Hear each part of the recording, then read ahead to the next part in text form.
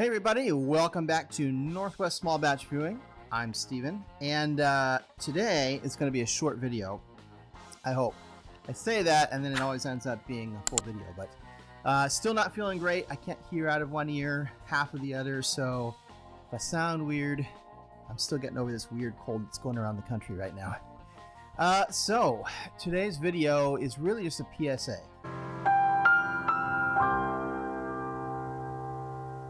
So I got to thinking, like, there's been this decline in home brewing lately. You see homebrew stores shutting down. Even craft breweries are either shutting down or they're trying to consolidate and share space so that they can save money. So with all that, of course, there's a decline in people just, starting out in home brewing. And if you look at the cost, right? I mean, it's not a cheap hobby to get into. I wouldn't say it's crazy expensive. It just depends on how much you want to spend. But there's no reason why it has to be that expensive. But it is, you have to spend some money, especially getting started. So the question is, what is the best way for a new brewer who's never homebrewed anything, doesn't really know the process? What's the best option? Well, I got to thinking, I mean, there's two options here, right? There's the person that might have, maybe they got some home brewing gear from a garage sale, or maybe it got gifted to them from a loved one that passed away, or maybe, who knows? But maybe they have some home brewing gear already, but they don't know what to do with it because they've never homebrewed. I'm going to stand by this, even if they've gotten, some equipment that was handed down to them somehow. If you've never homebrewed before and you're trying to get into the hobby, the first thing is you need to try it, because it may not be what you think, it may not be what you like, or like most of us, you may do it and just get sucked into it and never let go. So the problem is, if you have never homebrewed before, you don't necessarily know what to do with all that equipment and the best way to use it and what to buy, what do you need, what are you missing.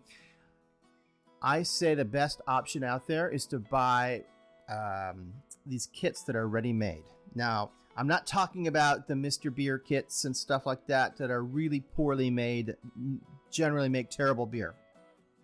I'm talking about go to your homebrew store, like your local homebrew store. If you don't have one, go out to like More Beer or Northern Brewer or something like that. There's several, homebrewing sites where you can actually have stuff mailed to you. And if you look, they're usually going to have two things. They're going to have a starter kit or several starter kits, and then they'll have recipe kits. So the starter kit, you can get a starter kit on home. I think on More Beer I saw it for like $60, $65. That's for a 5-gallon starter kit, and that gives you everything from the buckets to even a hydrometer was included in it, bottles, priming sugar, basically everything except for the pot that you need on the stove to heat the wort. It even said it came with a thermometer. So the reason I say these kits are the way to go is because you get everything you need to make beer all at once, and you can make 5 gallons amount of it, and you can reuse all the stuff they sent you over and over again. So if you don't have any gear, or you have mismatched pieces or maybe bits and bobs that had somehow gotten to you, it might be a good idea to get a kit. Remember, homebrewing has changed. It's gotten a lot easier since the old days. So if you have some old equipment, it's not that it's not usable, but there may be a much easier way to go about it if you just get the more modern equipment. So keep this in mind. This is a huge, important point. When I was looking, if you buy that kit that's like $65 or whatever, check on it, because the one I looked at does not include the ingredients for your first beer. All right. They do that, I think, to try to offer a lower price. I'm not sure what the point is, because anyone buying that kit probably also needs the ingredients for their first beer. So I guess they're trying to offer a lower price, but you're going to need a beer anyway. I guess that lets you pick the beer. you could get, from the beer ingredients. So that's the second thing you need. Is there's also these pre-made kits of different kinds and styles of beer that you can get. And they have them usually in 1 gallon, 5 gallon, and 10 gallon sizes. And then they have all grain, and they also have extract. I'll explain that in a second. I think I'll have time. So the point is, you could go to the next step up, because at least what I was looking at had another step up, and it came with your option. I think it was an option. I'd have to double check. You could either select which beer you wanted. Yeah, I think that's what it was. And it had like 5 that you could choose from as your first beer that would come with the kit.